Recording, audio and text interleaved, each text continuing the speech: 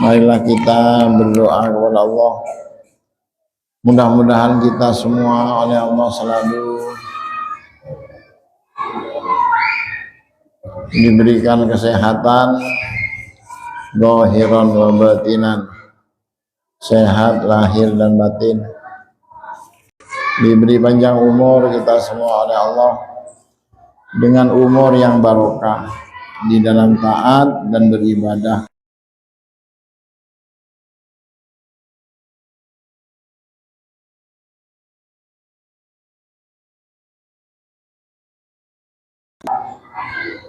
A'udzubillahi minasyaitonir rajim. Bismillahirrahmanirrahim. Alhamdulillahirabbil alamin.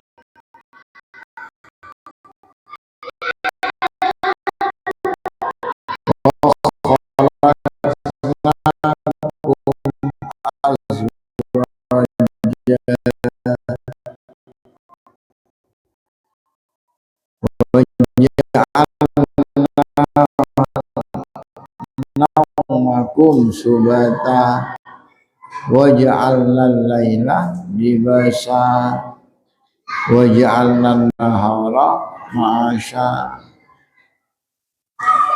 Alam naj'alil arda, firman Allah, apakah kami tidak membuat bumi mihadan, terhadap semacam mihadan ini ay firasan, tafsirnya firasan, leme apa ya, Mihadan ini yang menampung. Apa tidak berpikir, apa kami tidak pernah menjadikan, kata Allah, bumi itu sebagai mihadan, sebagai firasyan, sebagai hamparan yang mampu menampung kamu. Perbandingannya kal mahdi, seperti gendongan anak kecil itu, Pak. Jadi kalau gendongan anak kecil, kan anak kecil ketika ditaruh di situ kan aman. Aman. Bumi yang tidak aman, kan sebagian bumi perang, Pak. Hah? Ada sebagian orang diam di bumi itu tidak aman. Padahal firman Allah itu, bumi ini sebagai mihadan, sebagai seperti gendongan anak kecil, yang anak kecil ketika masuk di situ merasa aman. Tapi di sebagian belahan bumi yang lain, sebagian orang hidup dalam ketakutan. Maka menurut menurut ulama, bukan hanya beliau, cuman yang saya tahu diantaranya yang bicara masalah ini Kiai Afifuddin Muhajir, yang alamah itu, orang kitab banyak, orangnya masih hidup. Jadi kata Imam Syatibi, ya, Al-Quran itu satu irama, yasuddu ba'duhu ba'dho. Ayat yang satu dengan ayat yang lain ini punya hubungan.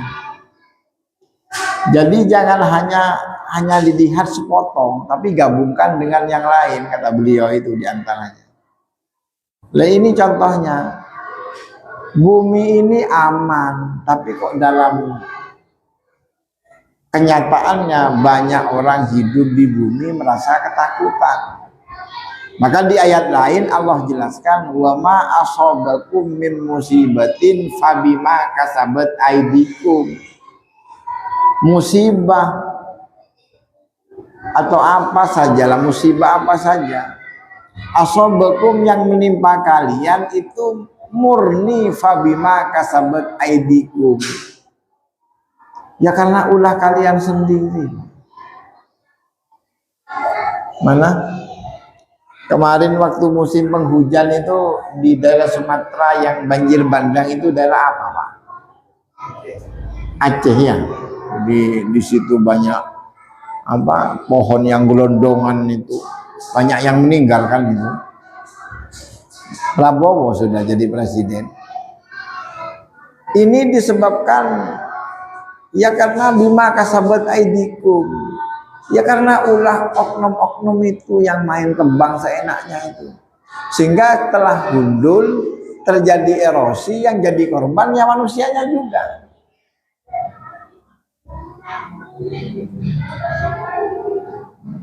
Maka kata ulama, di dunia ini yang paling hebat, paling top diantaranya memang ucapan, Pak, kata-kata. Kalau dalam bahasa yang lain, kebijakan memang yang menentukan. Di Gaza yang hampir 100.000 yang meninggal itu kan gara-gara perintah bibirnya Netanyahu-nya itu. Kan beliau yang memberikan instruksi itu. Gaza bom saja, kan begitu, Pak. Jadi ada tanda tangan beliau. Jadi memang kita bisa ada ini semua sebab kata-kata. Dulu bapak kita dengan penghulunya itu ngomong, Pak, saya nikahkan kamu dengan perempuan yang namanya ini. Disambut oleh bapak kita, saya terima nikahnya. Kemudian jadi kita ini. Kata-kata ini masjid yang besar ini, kata-kata, Pak. Sebagian pengurus datang ke donatur yang lain, apa, Pak? Nah ini Ar-Raudhah mau dibangun, ya ngomong lah. Kemudian datang ke galangan, ada apa, Bang? Ini batanya sekian, semennya sekian, besinya sekian, ngomong jangan begini. Ketika sampai di galangan, ada apa, Pak? Pak, itu nggak ada tidak hati, Pak. Jadi kata ulama yang paling hebat ini memang kata-kata. Kitab yang 4 yang kita tahu, Taurat, Zabur, Taurat, Injil, Al-Quran, kata-kata semuanya berupa firman. Sehingga ulama punya kesimpulan yang paling besar itu kata-kata memang. Kita belajar ini, misalkan ngaji seperti ini, yang ngomong Pak tutornya, Pak. Kemudian saya datang kemudian nggak jadi, Pak. Ngomong harus. Anak-anak kita yang sekolah itu, gurunya ngomong, bicara memang.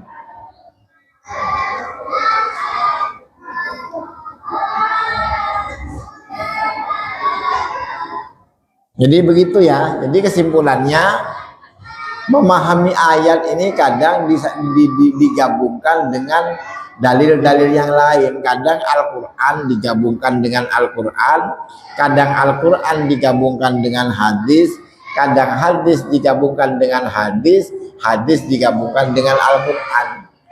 Karena semuanya adalah satu irama, kata Imam Syatibi. Contoh, saya beri contoh ya. Al-Baqarah di awal-awal, alif lam mim, zalikal kitabul la raiba fi hudal lil muttaqin. Al-Quran itu, ini maknanya, Al-Quran itu adalah hudan, sebagai petunjuk. Bagi siapa? Muttaqin, orang yang, berarti hanya khusus orang Islam menurut Al-Baqarah pertama itu. Tapi di Al-Baqarah 185 kalau tidak salah, apa 183 ya, saya lupa. Di situ Allah berfirman begini, Syahrul Ramadan alladzi unzila fihil Qur'an hudan linnas. Al-Quran itu diturunkan Ramadan. Untuk apa? Hudan sebagai petunjuk, linnasi kepada manusia. Di satu ayat berbicara Al-Quran sebagai petunjuk kepada orang Islam. Di ayat yang lain Allah jelaskan petunjuk bagi semua manusia. Mukminan kana au kafiran. Baik manusia itu mukmin, Islam atau tidak. Muslim ataupun non-muslim. Nah, ini bagaimana Pak, kok beda Pak?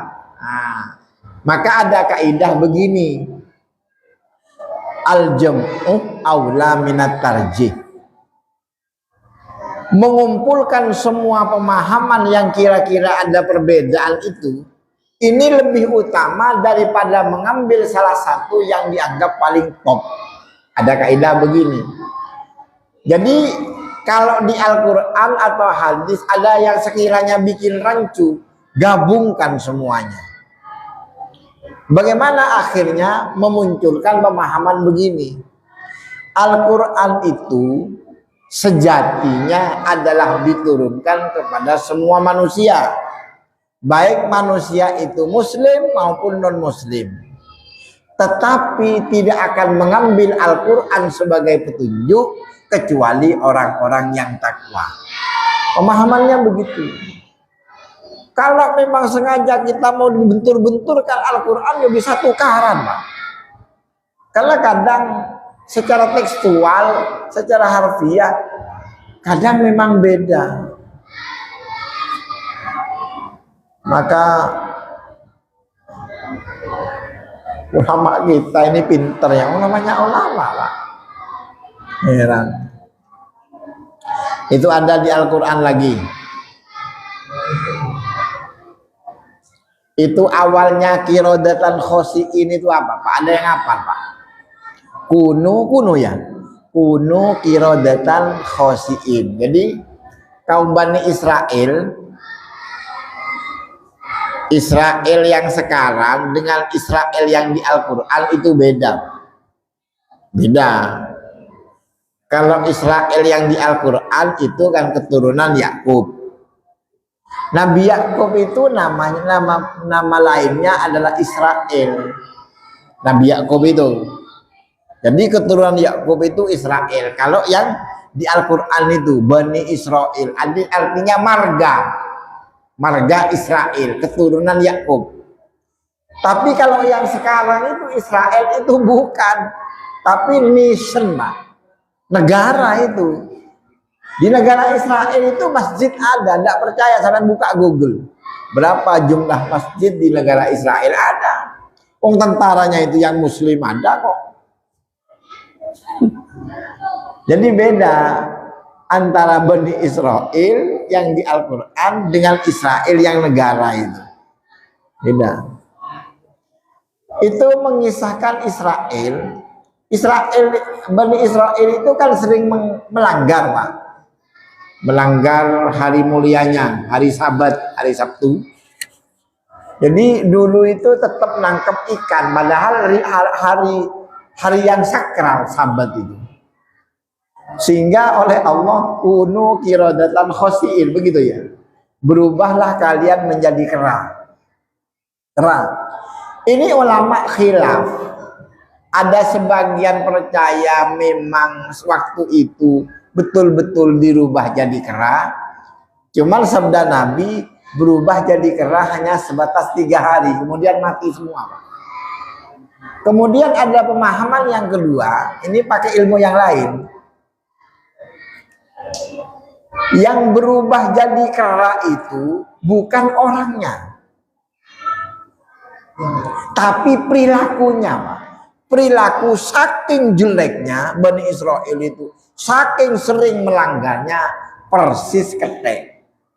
Maksudnya begitu. Karena begini, dalam ilmu balaghah, orang itu kalau hanya sebatas ganteng itu kal qamar, seperti rembulan. Kalau hanya sebatas ganteng. Tapi kalau gantengnya luar biasa, akafnya ini dibuang menjadi komarun. Contohnya Nabi, anta badrun, anta syamsun, anta badrun, anta nurun fauqa nuri. Akafnya dibuang, anta engkau rasul, syamsun bagai matahari. Anta badrun, engkau ya rasul, badrun seperti bulan. Bahasa sepertinya dibuang, Pak. Kaf tasbihnya dibuang. Karena sudah gantengnya luar biasa. Jadi sesuatu itu kalau sudah melampaui batas, tasbihnya dibuang, kafnya dibuang. Jadi berubah menjadi kera, maksudnya yang kirodatan ini saking tindakan mereka yang sangat melanggar Allah. Jadi bukan fisik yang dirubah. Pahamnya ini agak tinggi balaghah soalnya yang saya bicarakan ini. Jadi apa ya? Kadang memahami Al-Quran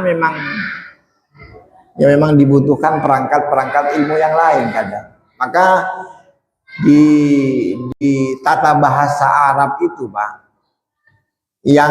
yang berkaitan erat dalam tata bahasa Arab itu variabelnya ada 5. Nahwu, shorof, balaghah, bayan atau ma'ani, kemudian yang terakhir itu arud, ilmu syair itu. Nahwu, shorof, balaghah, mantik, saya lupa, balaghah, mantik, kemudian arud, 5. Itu masih ditambah ada bayan, ada ma'ani dan lain sebagainya. Itu secara garis besar. Jadi orang kalau hanya mahir nahwu shorof nggak bisa, Pak, hanya sebatas membaca. Maka ada ungkapan dari ulama Indonesia, orang itu bisa hanya sekedar pembaca, bisa masuk ke ranah peneliti, Pak. Kemudian pada akhirnya mampu memberikan analisis dan kesimpulan.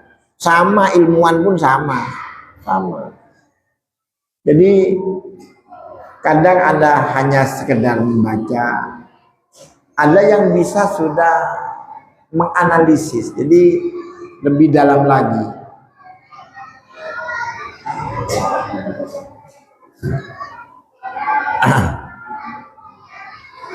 Wa ja'alna naumakum subata, Dan Allah jadikan naumakum, tidur kalian, subatan, sebagai airohatan, kan tafsir.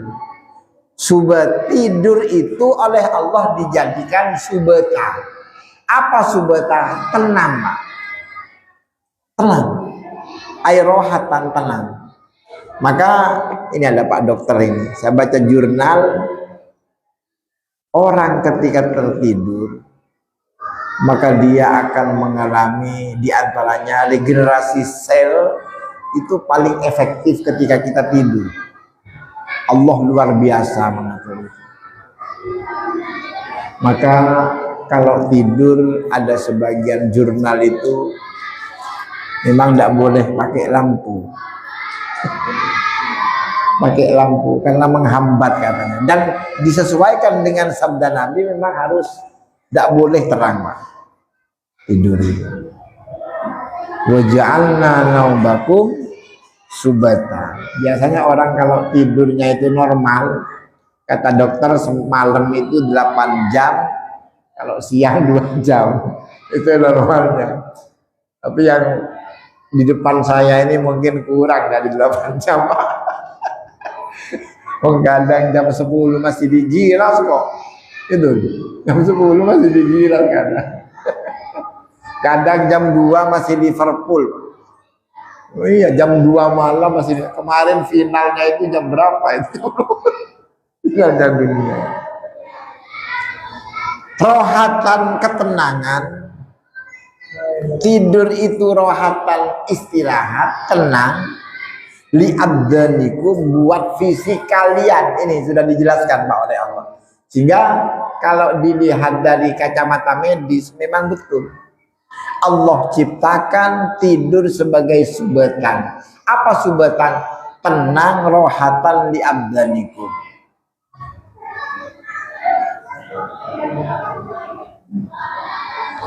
Maka saya baca di sebagian sumber yang lain,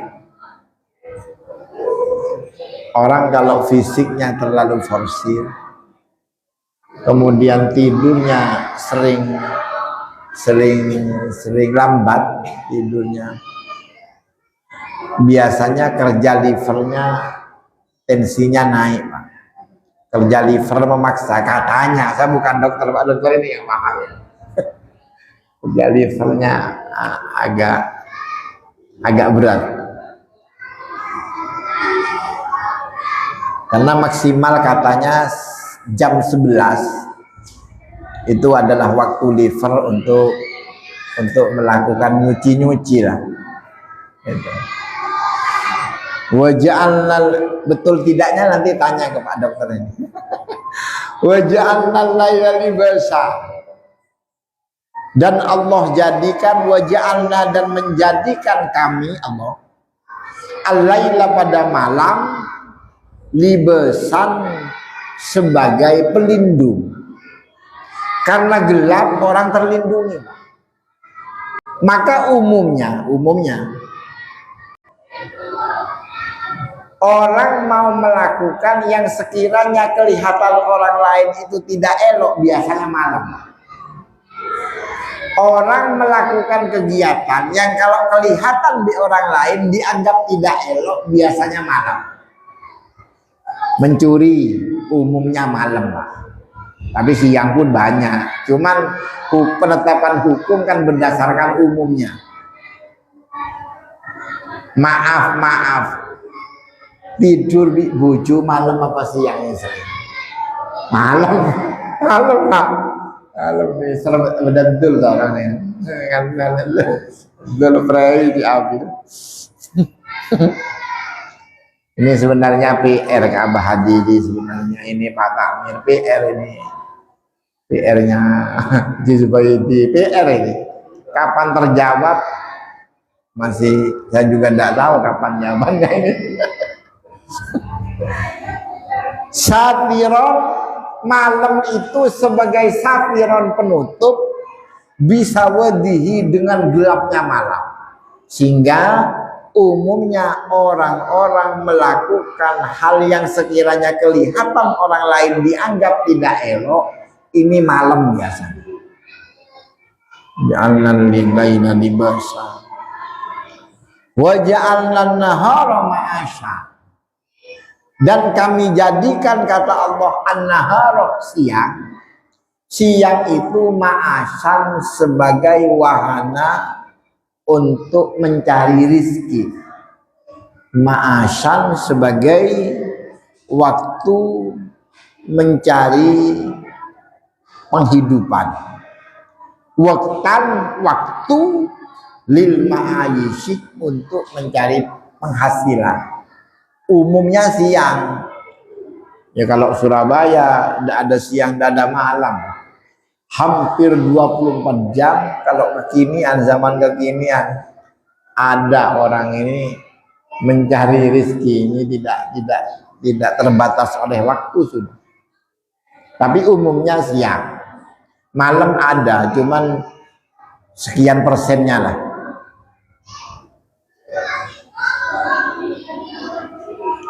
Wa banaina fawqakum sab'an shidada. Wa banaina, dan kami bangun, kata Allah, kami bangun fawqakum, di atas kalian, sab'an, pada 7 lapis, shidadan, yang kuat. Tidak mungkin ambruk, Pak. Ya, langit ini ulama khilaf. Ada yang mengatakan langit itu bermateri. Ada yang mengatakan bermateri, bisa disentuh. Ada yang mengatakan tidak. Artinya yang namanya langit sama itu adalah arah atas sebatas mata manusia memandang. Itu langit. Jadi bahasa langit ini ulama khilaf, dan memang kenyataannya begitu kok. Pernah ada jurnal mengatakan ada pesawat itu nabrak langit, Pak. Kan tidak ada kan? Jadi sebagian ulama berpendapat langit itu bermateri, bisa diraba, bisa disentuh, ada bendanya. Sebagian lagi tidak non materi. Lalu apa yang dimaksud langit? Adalah jihad, adalah arah atas sebatas mata manusia memandang. Titik nadirnya itu langit. Jadi kalau berangkat dari pendapat yang kedua, berarti langit itu relatif, Pak. Ada sebagian orang mungkin pandangan matanya tajam sehingga jangkauannya bisa jauh. Ada sebagian orang sudah kena gangguan dalam penglihatannya sehingga titik nadir kejauhannya ini lebih rendah lagi.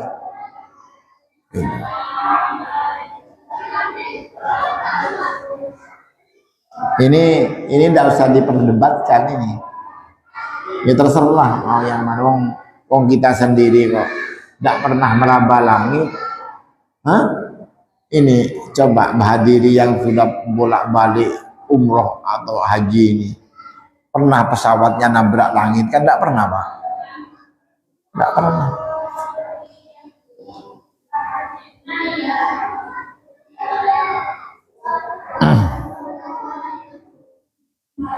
Nafar shidadan, jadi kami jadikan, kata Allah, di atas kalian sab'an 7 lapis langit, shidadan, yang kokoh. Jam'u syadidatin, bentuk banyak dari kalimat syadidah, ay qawiyatan, muhkamatan, kuat, la yu'siru fiha mururu zaman, tidak membekas fiha, di dalam langit, sama mururu zaman, apa lewatnya waktu. Jadi langit ini tidak usang dimakan waktu dan zaman, tetap seperti itu, kuat. Wa ja'alna sirajan wahajan, dan kami jadikan sirajan, padang, bersinar, wahajan, dan sangat terang. Apa itu maksudnya aisyamsah? Artinya begini, setelah langit ini dijadikan oleh Allah kuat, di situ pun ada penerang. Ada penerang. Apa? Tafsirnya yakni asyamsah, matahari. Wa anzalna minal mu'sirati ma'an sajjaja wa anzalna, dan kami turunkan kata Allah minal mu'sirati, dari awan-awan itu, ma'an air, sajjajan yang banyak mengalir. Sebagian data ilmiah mengatakan ini cocok Pak, cocok semua. Sebagian data ilmiah kan mengatakan bahwa terjadinya hujan adalah dari awan. Kan memang begitu Pak ya? Ya Pak Dokter ya? Sebagian ilmiah anak-anak kita kalau sekolah kan memang seperti itu.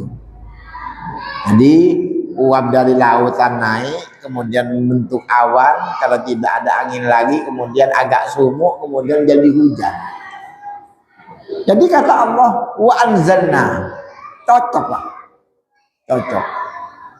Karena pada hakikatnya agama ini diilmiahkan bisa. Agama ini diilmiahkan bisa. Walaupun mungkin dalam satu nilai-nilai tertentu batas akal manusia mentok, seperti yang berhubungan dengan mukjizat, tidak bisa Pak. Jadi ketika tongkatnya Nabi Musa berubah jadi ular, ini mau diilmiahkan bagaimana ya tidak bisa Pak.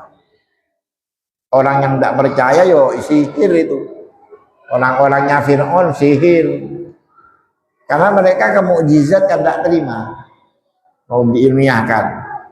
Ketika Laut Merah pecah jadi jembatan Suramadu, ya diilmiahkan tidak bisa. Tapi banyak nilai-nilai agama ini yang nilainya adalah ilmiah semua. Ilmiah semua.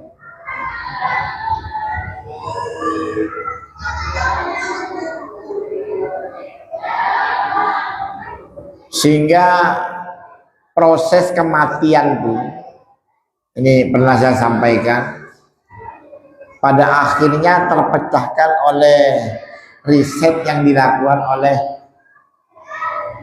Dr. Raymond Moody itu Pak, bahwa orang ketika meninggal itu seperti ada yang keluar dari tubuhnya. Dia melihat tubuhnya terbujur kaku, melihat keluarga, dan melihat alam yang lain. Jadi seolah-olah kan asalnya kematian ini kan seperti misteri Pak. Seperti apa gambarannya tidak bisa. Tapi akhirnya terpecahkan itu oleh Dr. Raymond Moody itu. Dia memanggil orang-orang yang pernah mati suri, kemudian diajukan pertanyaan, sampean ketika mati suri, mati sementara, apa yang terjadi? Dijawab oleh mereka, kami keluar dari tubuh kami dan bisa menyaksikan tubuh kami yang terbujur kaku, bisa menyaksikan anak-anak, keluarga dan semuanya. Sesuai dengan hadis Nabi bahwa orang mati hanya pindah alam.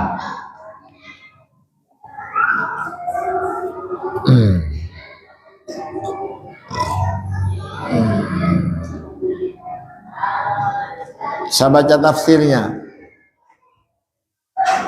As-sahabatil lati hana laha antum tirah kal muksir al jariyah allati danat minal haidi. Allah menurunkan awan, as-sahabati awan allati hana laha antum tirah. Kalau awan sudah terkumpul berarti hampir mau hujan. Kalau awan sudah mendung pekat, itu antum hana, sebentar lagi antum tiroh, jadi hujan. Walaupun tetap ada lagu mendung tak berarti hujan. Nanti takdir Allah yang menentukan itu. Tapi umumnya seperti itu. Wa ja'alna wa anzalna minal mu'sirati ma'an hajjaja. Allah jadikan awan, dari awan itu Allah jadikan ma'an air hujan, hajjajan yang mengalir. Untuk apa tujuannya? Linukhrija bihi habban wa nabata. Agar kami keluarkan, kata Allah, bihi dengan air, habban terhadap biji-bijian bisa tumbuh, wa nabatan dan tumbuhan. Karena secara logika, Pak, secara logika biji-bijian ini kan lemah sebenarnya, hanya kecil, sebatas kecil, tertanam dalam kadang di tanah. Cuman pada akhirnya muncul ke permukaan. Ini apa? Kalau kita Islam, patokannya Al-Quran, linukhrija. Karena memang Allah yang menumbuhkan itu. Yang menumbuhkan memang Allah. Loh, kalau kita tidak bisa, Pak. Itu kalau biji-bijian itu jatuhnya musim kemarau, kemudian ada di dalam tanah. Ketika kemarau itu kan keras tanah itu. Kemudian musim penghujan, itu pada akhirnya lambat laun keluar itu. Biji-bijian itu menjadi tumbuh-tumbuhan. Karena linukhrijah jawabannya. Kami jadikan untuk bisa tumbuh. Bisa tumbuh. Karena kita bukan komunis, Pak, ya percaya tentang ini. Kalau komunis pemahamannya kan tidak seperti kita kan.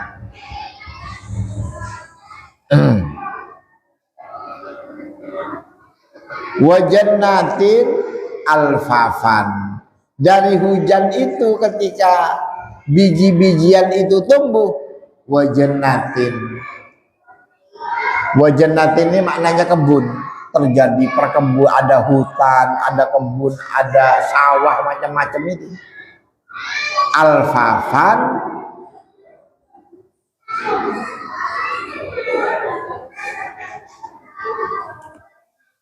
alfafan saling sambung, Pak. Jadi ketika biji tumbuh, kemudian jadi tumbuh-tumbuhan, kemudian pada akhirnya jannatin menjadi banyak berupa hutan, kebun dan lain sebagainya. Alfafan akhirnya saling sambung. Maka dalam ilmu pertanian kita biasanya nanam itu tidak boleh terlalu rapat. Kan tidak boleh terlalu rapat. Nanam pari atau apa kayak, karena apa?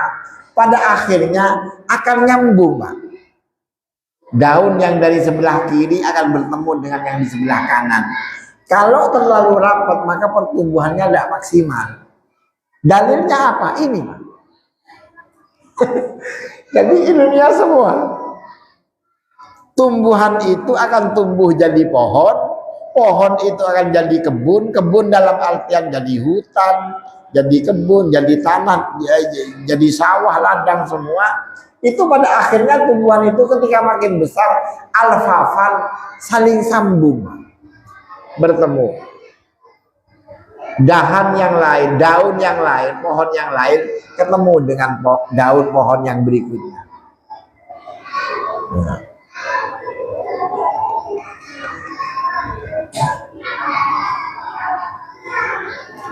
Inna yaumal fasli kana miqata. Setelah Allah jelaskan seperti itu, kami jadikan langit, kami jadikan bumi, kami jadikan hujan, kami jadikan tumbuhan, semuanya. Kemudian Allah lanjutkan, inna yaumal fasli kana miqata. Nanti pada akhirnya akan pisah. Tumbuhan setelah tumbuh kena kemarau mati. Padi ketika naik nanti waktunya panen sudah mati. Inna yaumal fasli bainal khalaik, sungguh hari al-fasl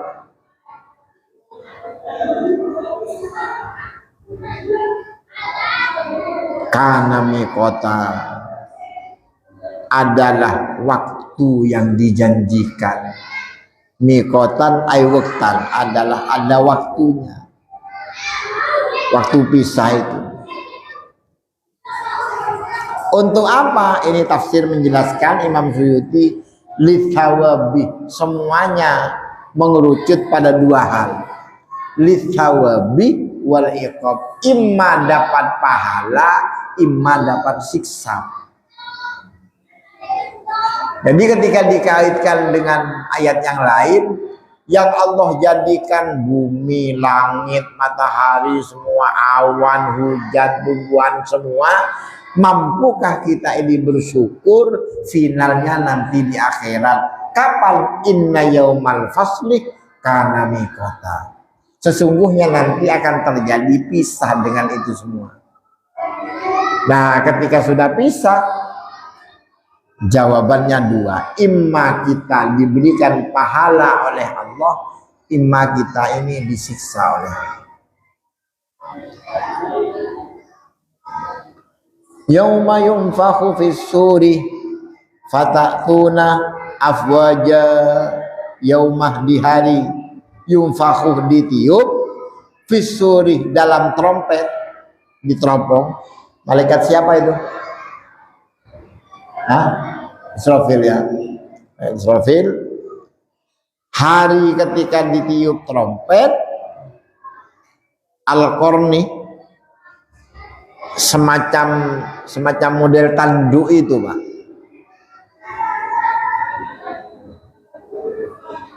Wan nafikhu, ada, Pak.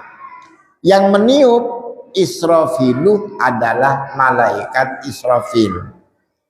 Ketika ditiup trompet, fatatuna afwaja, maka kalian manusia datang afwajan, rombongan.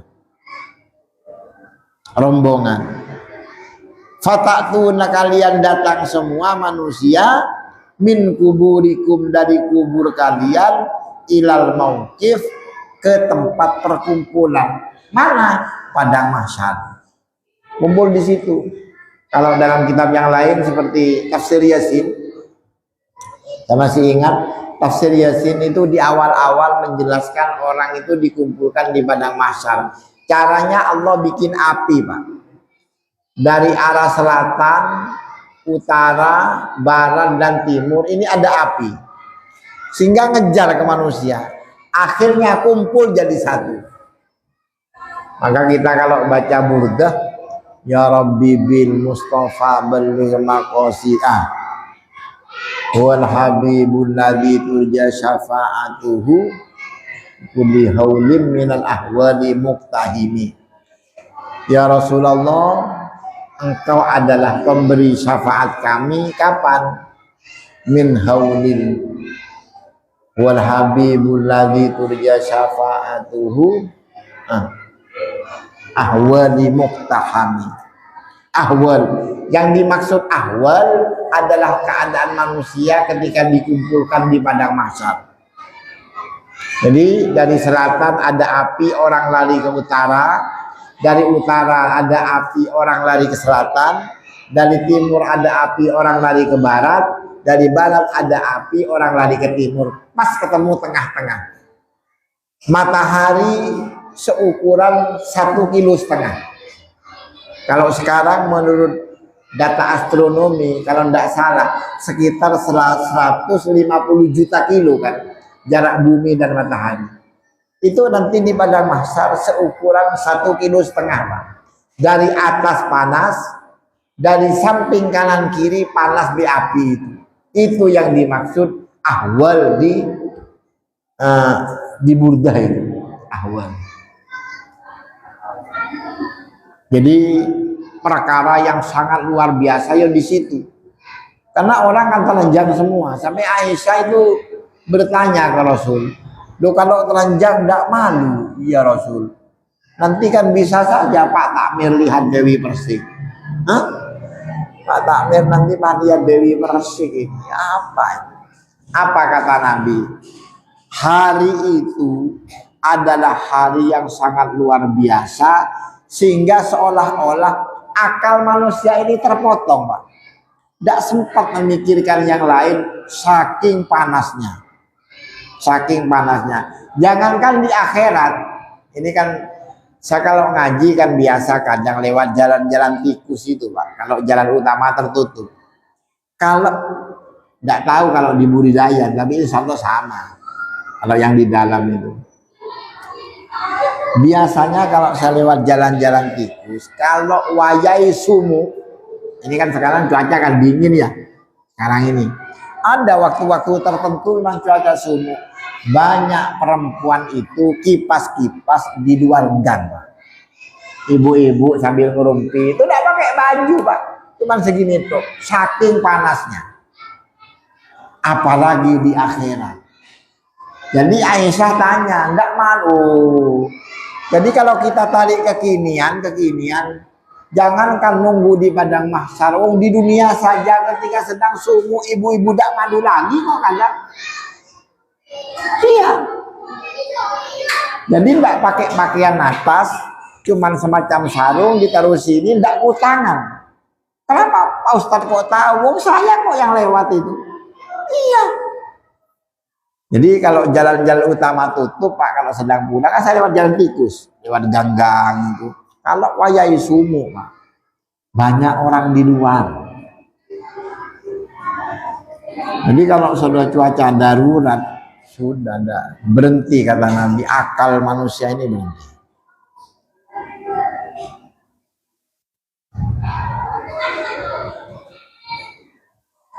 Wa futihatis sama'u fakanat abwaba wa futihatis sama'u, dan dibuka as-sama'u langit, fakanat maka ada sama, abwaban adalah berpintu-pintu. Berpintu-pintu. Maksudnya apa? Sukikot.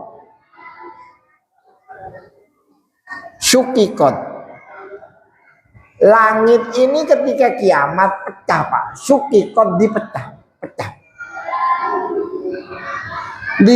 Perlunya untuk apa? Ketika trompet ditiup, langit pecah, linuzulil malaika, para malaikat turun. Langit pecah, malaikat turun.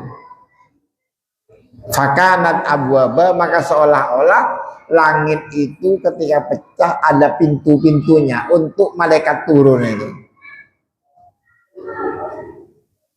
Wasuyiratil jibalu, kemudian gunung-gunung itu dijalankan oleh Allah. Zuhiba biha an amakiniha, berangkat gunung itu dari tempat-tempat gunung itu, dari Semeru berangkat, Bromo berangkat. Berangkat untuk apa? Fakanat saroba, maka gunung-gunung itu saroban, menjadi seperti debu Pak, saling berbenturan seperti debu. Habaan aimithnahu fi khifati syariha, saking ringannya Bromo. Gunung apa lagi? Sini gunung apa Pak? Semeru ya, lain sebagainya itu. Ketika kiamat mirip debu yang saling terbangan Pak. Logikanya kalau gunung saja bisa terbang seperti itu, apalagi manusia. Maka di ayat yang lain, faltafatis saku bisak, pada hari itu tubuh manusia ini kadang ada yang terpotong-potong. Betis yang satu, kaki yang satu ada di Amerika, kaki yang lain ada di Arab Saudi. Bisa begitu. Sebagian kepala ini kadang ada di Australia, tangannya bisa ada di Kalimantan. Itu di ayat yang lain.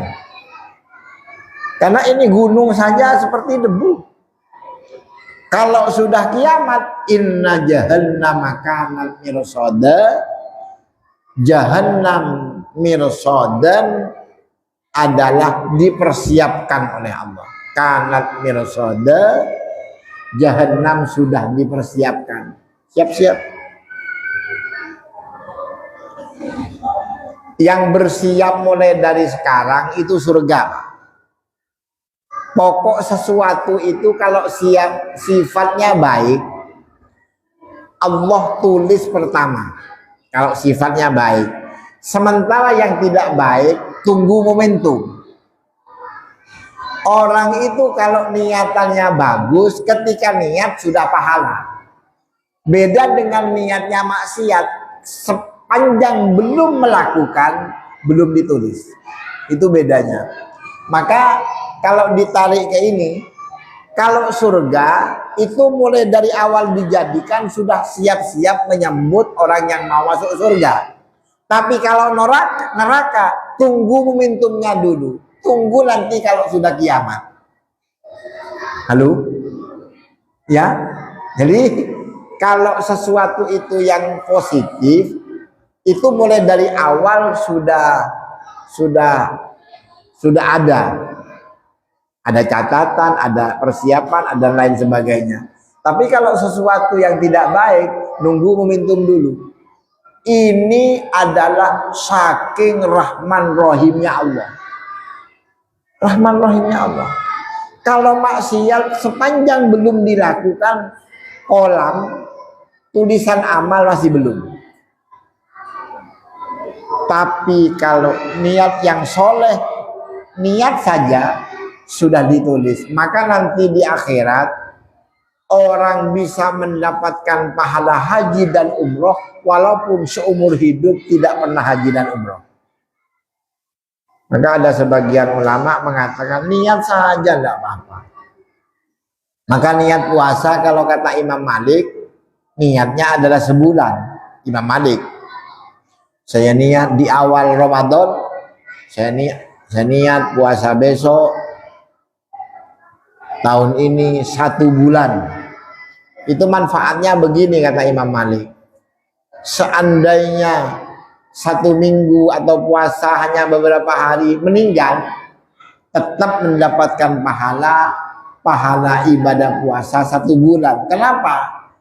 Karena niatnya sudah niat puasa 1 bulan. Yang dijadikan dalil apa?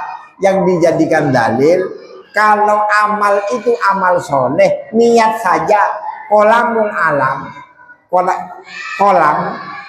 kolamul amal, tulisan amal sudah ditulis Pak, bekerja.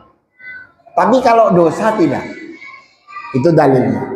Jadi Imam Malik pakai dalil itu, sehingga bagi beliau kalau puasa Ramadan niat 1 bulan. Kalau Imam Syafi'i sunnah saja. Sunnah. Tapi walaupun begitu Imam Malik tidak menafikan niat puasa tiap malam. Tiap malam.